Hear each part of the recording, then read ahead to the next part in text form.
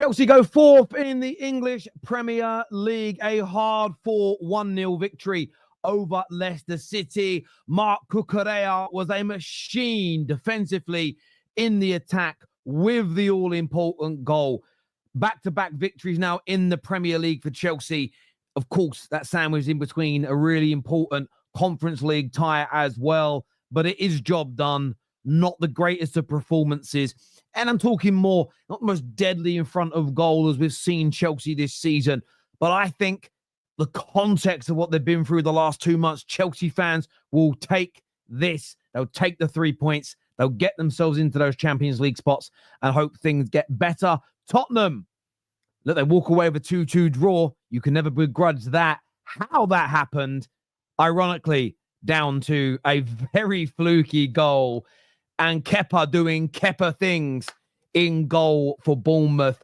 We're going to review the games with you, bring our panels out, of course, discuss your comments as well on the Full Fan Highlight Show. But hit the like button if you haven't done so already. Get that smash right now. Make sure you're subscribing if you haven't subscribed to the Football Terrace yet. And next to the subscribe button, so even if you are, there is a bell notification button. Get that turned on so you don't miss any of our content. Z here says Agent Kepa. There's certainly an element of that about it. Well, no, it wouldn't be Agent Kepa, would it? Well, no, actually, no, it would. Because Bournemouth are closing down Chelsea. I was thinking, well, but why would he help Tottenham? No, you're right, actually. There would be a few points behind in that regard. Terry, do you see how Chelsea's teams celebrate embarrassingly low standards?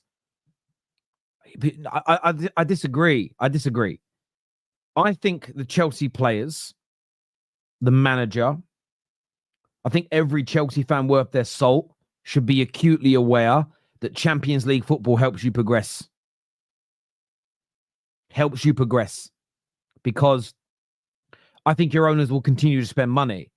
But you have to bring in Champions League football. The increasing revenue from sponsorships will enable you to do that in the modern day game. So I think it was a big win for you today. It really is. And I'm sort of sick and tired of this notion that you've got poor standards because you're celebrating being in a Champions League position. Chelsea will spend in the summer. Chelsea's players, a lot of the younger players will improve in the summer as they gain a year more experience. You can't win the Champions League unless you're in it. So therefore, it's not poor to celebrate being in it, in my personal opinion. But well, we all see these things differently. Terry, do you think Terry, our owners won't spend the money properly, though? That's a different conversation. That's another debate. And we'll see if they don't in the summer. And if they don't buy more experience, if they don't buy better players and it's all youngsters, then I understand. So if you think that, if you're not celebrating it because you don't believe the team's going to get better, you don't believe they've got a chance of winning it next year, that's fair enough. I don't think your players on the football pitch think the same as you. And I think we've got to learn to do that more often as football fans. Is not everybody, including our own players, sees things the way we do. Therefore, their celebrations are not always going to be a reflection of how you see things. None of us are ever going to have our football clubs made in exactly our image, if that makes sense. Hideous watch, huge win. Cucurella, left back of the season. I think Cucurella has been amazing this year. I absolutely agree with you. I think he's been a phenomenal player. And just think at the beginning of last season, you nearly loaned him to Man United. Because nobody wanted him at Chelsea anymore, barring Poch. Poch, that's probably the best thing he did for Chelsea, was play him in that Carabao Cup game so we didn't get him. Crazy turnaround. Fred, thank you for being a member for 38 months. Gav here says, important win, all about the points at this stage. Yeah, listen, I agree with you right now. You want to start getting some more consistent performances, but you just got to get through these games. And you're also at the stage of the season where the Southamptons, where the Leicesters will start to put in performances, potentially put performances in above and beyond themselves when they get into real survival mode. It creates a fight in those sides that can be very, very difficult. We've seen it all throughout the years of the Premier League and before. Now, I want to speak a little bit on Tottenham as well, because, look, Tottenham fans will think I'm being bitter when I say this. I thought there was a large slice of luck in their performance today. And when I say that, it wasn't a game where they lacked in front of goal, but they controlled the game. You see a lot of games where Man City will have the ball, They'll barely concede a chance, but they struggle to score. And then late on, a speculative shot goes in, and you go, champions win, though. They persevered. Very different today. Bournemouth were by far the better team. They comfortably led 2-0, in my opinion, and it should have been more. And then, look, Spurs capitalize on some luck. Sarr goes to cross the ball and it goes in. He didn't celebrate. Do you know what I loved about what Sarr did? I've got to give Sarr a lot of respect.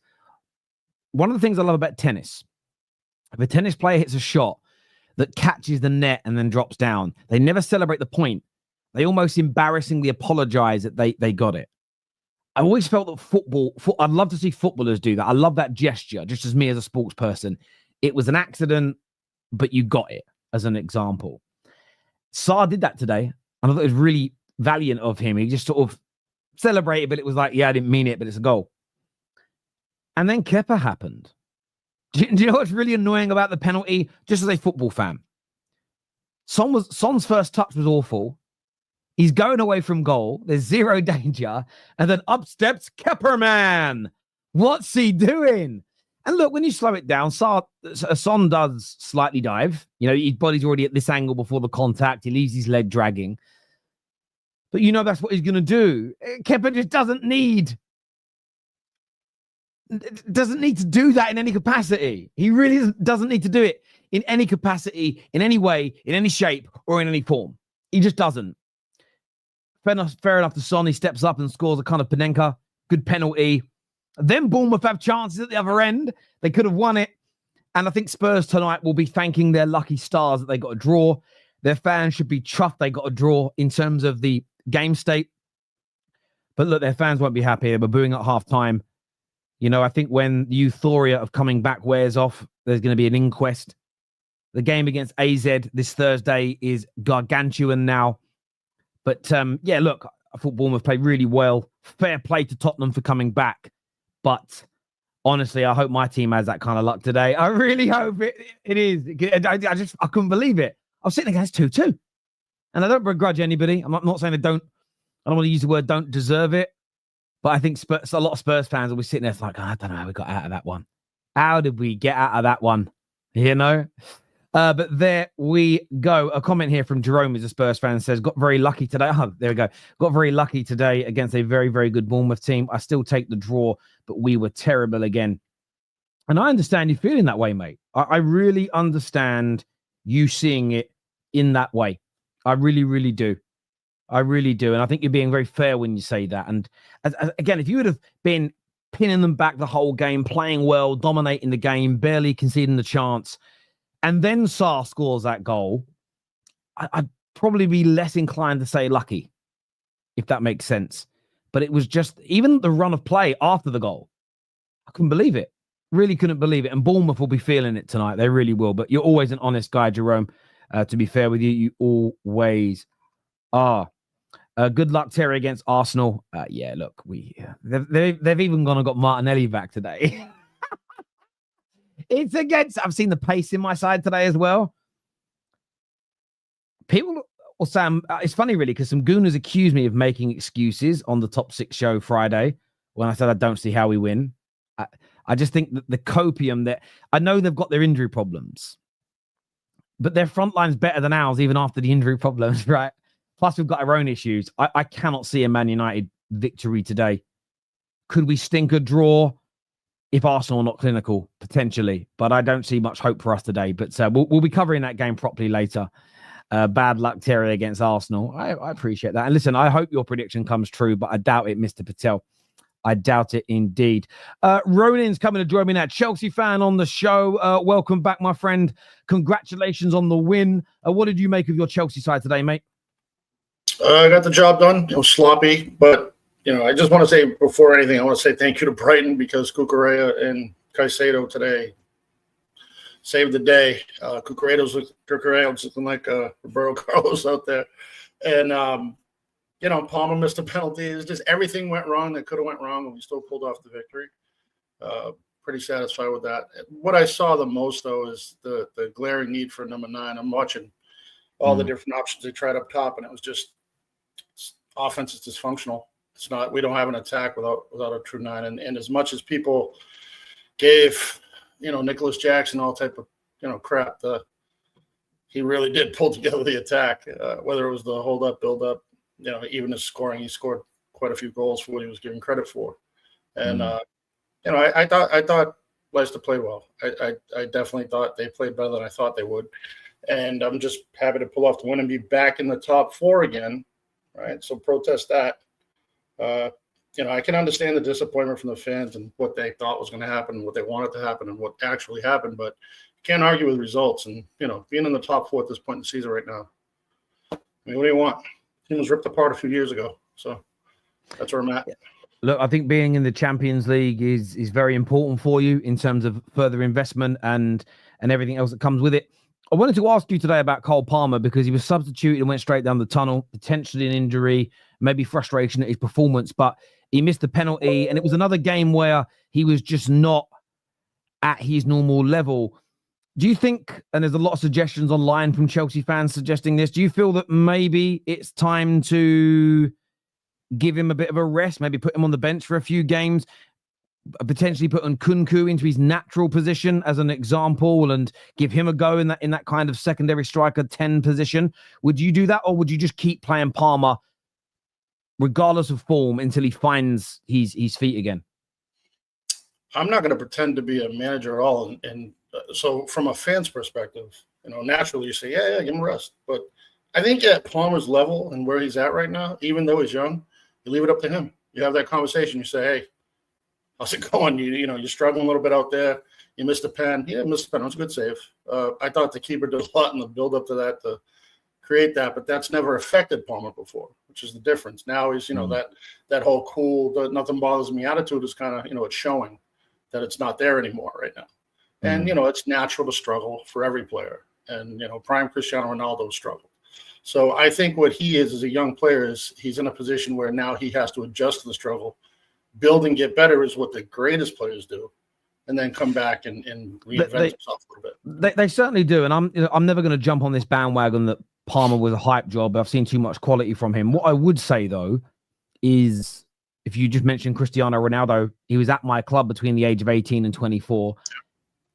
When he was going through periods where he was struggling, he was taken out the team. He did have games where he was on the bench, or he was, and I don't think that's something that Chelsea fans should shy away from, because the team is more important. But at the same time, it can hurt players in terms of continually playing them when the form is bad. Confidence can go. So, him coming on, for instance, against a team with tired legs with 20 minutes to go, gives him an advantage. He might then score a goal. He might have a little passage of play that gives him a bit of a confidence boost, and you get the very best of him back. So I know that online it's a difficult one, because him being dropped, it's that catnip to rivals to go, yes, we've got an incident and a moment. But you've got to remember, he could win the Ballon d'Or and those rivals would still shit on him. So I wouldn't be worried about what rivals say per se. I would just want what's best for the player. And he just looks a little bit, often it's normal because he's young, and I know he's a little bit older than most youngsters that break through, but in terms of minutes on the pitch, he's still a fledgling, and he's going through the first little crisis of his career. It's very typical. There's nothing abnormal about it. And I just think maybe a little bit of a rest, but you do have injury problems. So I do understand that as well. Ches, how you doing, mate? All good. What are you saying? Yeah, good, mate. Obviously, an important win for you today. Back-to-back wins against Southampton and Leicester. You're in 4th place. What did you make of it today overall? Yeah, it was quite a comfortable game. I think Chelsea took their chances. Then we'd be looking at a 3-4 goal headline and everyone wouldn't be saying what they're saying. But routine win, needed to win. And one of the main important things from this season, which is a little bit different to last season so far, has been when we've needed to win, most times we have won. So today, in last season, for example, we would have lost this game or drew this game. If you remember last year, Terry, we drew against Sheffield and Burnley at home. I think we lost to one of them actually at home. And those games, funny enough, were to help us get back into top form. We lost and drew those games. And that could have been the difference. So today, you're looking at me and Ron was sitting there, 50th minute, stressing, going, oh, is they bottling again? And then some of our players stepped up. Neto stepped up. Cucurella stepped up. Enzo Fernandez has been fantastic the last 6 months. He's just, since his divorce things happened, Terry, it's funny. But he's actually been performing very well. He runs. He's quick all of a sudden. He's tackling well. He's passing well. So the leaders in the team are stepping up. Obviously, Palmer, however, who's another leader in terms of quality, not in terms of experience and stuff, is not stepping up. He's clearly low in confidence. I feel like the penalty showed that. It wasn't a bad penalty. It wasn't a bad penalty, but he missed it. He never misses penalties, right? Even he scored in a Euros final. So it's nothing to do with pressure. So his confidence is very low. And like Ron said, I don't think it's a case of dropping him because he is one of our best players. And at the moment, Terry, our wingers aren't performing in terms of GA. Yes, Neto and Sancho are working hard. Sancho, again, the stats will tell you he didn't score or assist, but again, he's working hard for the team. He created opportunities today. Players didn't finish it off. So Palmer being there gives you that goal for it. And him out the team, I can't trust in Nkunku or Sancho or whatever it is, unless Jackson's fit again, to get the GA. So I would still play him, but I'm not sure about dropping him too much. But in terms of what rivals say, like, yeah. You tell you when you do this game, this social media game for a long time, it's kind of expected, right? So that's standard. Yeah. Well, you know, because you do it, Chez, to everyone else. So you definitely know. You are maybe the barring Matt, who's a troll and a virgin. You're probably the biggest troll in the group chat. I wouldn't put you in Matt's category of personal life, bro. You know what I'm saying? But like, no, I hear you on that. A question I do have for yourself, Chez, and Rom. There's a few Chelsea fans in the comment section looking at your next 3 games and saying the performances haven't been good enough to win them. You're up against Arsenal. I think you've got Tottenham. There's Brentford away. Are you concerned that those better quality opponents could hurt you because of the lack of potential clinical edge? Or do you think your players will raise their game for those matches? Yeah, so our next game is Arsenal away, Tottenham at home, and Brentford away, to be clear. Right, if we've got our first team back, which we should do, I think we'll be fine, Terry. If we've got Fofana, you saw Fofana today, that's the quality we're missing. I've remained consistent. I've said that profile of player that we've missed is the reason why we're struggling for fourth. If we had another profile like Fofana who's quick, who's tenacious, who's aggressive on the ball, like Fofana is, I don't think we'd be where we are. I think we'd be behind the league. We're a lot more comfortable in top 4, but unfortunately they get injured a lot, and here we are. So if we've got our first team players back, Lavia was on the bench today. I think Jackson and then Noni will be back after international break, so in time for Tottenham and Brentford away. I think if we've got our first team back, I expect a better performance because then the quality would be there, and you don't have to rely on players like Palmer to step up. You can have other players in the team to help you defensively or whatever it is, right? So that's what I would say on that. If this team from 2 weeks ago, Terry, against Brighton, we had no attackers and there was no one up front and the formation wasn't good, then I would agree. But recently, Maresca's changed it up. He's put Neto up front. He's putting Nkunku on the left, and it's working because we've won our last 3 games in a row. So, using the last 3 games as a sample size with the players coming back, I would say I'm more confident. But our record at Arsenal away isn't good, so I'm not going to sit here and say we're going to go there and win. But I expect a more competent performance, and we have to get performances and results because top 4 is all about results. It's not about performances. So, for me, if we have Fofana starting and Lavia starting as Arsenal, I think we've got a good chance. But we have to see. We'll see how it goes. I hear you. And that, Ron, are you feeling as confident as Chez about your up-and-coming games? I am. I think obviously offensively it won't be much better, but defensively and in the midfield, it's great having Lavia back. It's great having Colwell back. I think the team seems to play a little better against the better teams too. Like, I do think they kind of take it easy and get complacent against the weaker teams sometimes. So I think the challenge initially, at least against Arsenal, will be there, and they'll come out with all the fire they have. It might wear off. I think because of the way they've beaten Tottenham a couple of times, that might be slippery. But we'll see. I do believe that right now they're not as confident as possible because of what's missing, but especially in the attack. But otherwise, yeah, I think it'll be great. Yeah, listen. I mean, I wouldn't worry about the Spurs game too much. You always beat them, and it's at the Bridge, so that wouldn't be a concern at all. I suppose it's more Arsenal, and more Brentford in that category.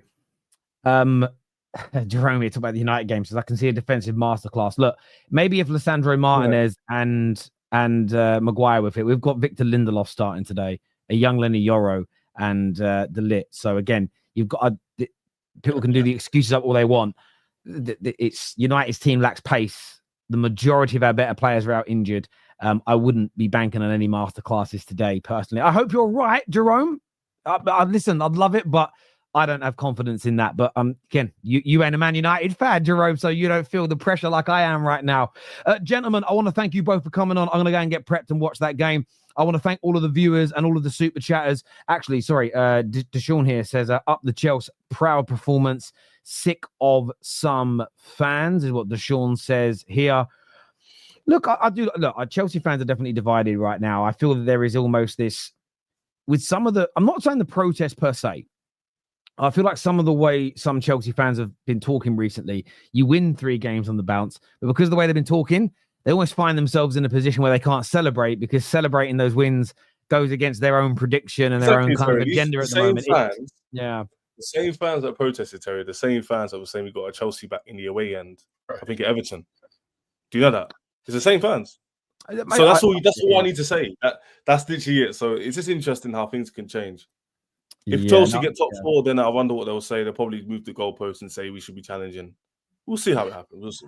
Listen, again, I said it on the other day. I think you guys had a really bad January in terms of the transfer window, but that doesn't mean you won't buy experience in the summer. Equally, I'm not a Chelsea fan, so if they get it right, I'll say well done. If they get it wrong, it doesn't impact my life. So I know why Chelsea fans are more skeptical than I am, of course. But I think at the same time, if you end up, I think you'll make the Champions League positions because it will be top 5 this year. The English teams are doing too well in Europe, and you're probably going to win the Conference League, and those points are going to give the top 5 an opportunity anyway. So from my perspective, I kind of look at that and just think to myself, like, at the beginning of the season, the target was to get back in the top 4 and then reinvest again in the summer. I don't see too much what's changed overall. If we win the Conference League, get top 4, there's not, in hindsight, what's there to complain about? No, of course. I think there's That's what I'm saying. It's weird. It's weird. Well, let me tell you what happened, Terry. I know we got in the street, you watched the game. One thing, Terry, and Ron would agree, the reason why they're annoyed is because we were first in the league, second in the league. And because we were challenging, the expectation changed to challenging, right? So because we're not challenging anymore, and it's gone to a top 4 fight, they can't comprehend the idea how we dropped off so massively with the money being spent. Yeah. So the only thing they can blame is said ownership. But at the same time, Terry, they'll tell you the team isn't good enough to get top 4. So that's why it's a bit interesting how it's because the expectations changed. If Chelsea were 4th the whole season, Terry, you wouldn't be seeing the chat like this. You wouldn't. But the reason why they're like this is because we were 3rd, 2nd, and now we've fallen off to being 4th, 5th in the league. That's the only reason. It's just how it is. I hear where you're coming from. I get that. Boys, I want to thank you for coming on. I want to thank our super chatters. We're back live after Man United versus Arsenal. I think this is going to redirect you to Hassam's watch along. So go check him out. Go give him some stick. He's no longer a pussy in the tree. He's finally admitted Liverpool the favourites, but only took him until getting 16 points clear. Until next time, people, take care. Goodbye. God bless. And we'll see you all again very, very soon. Peace.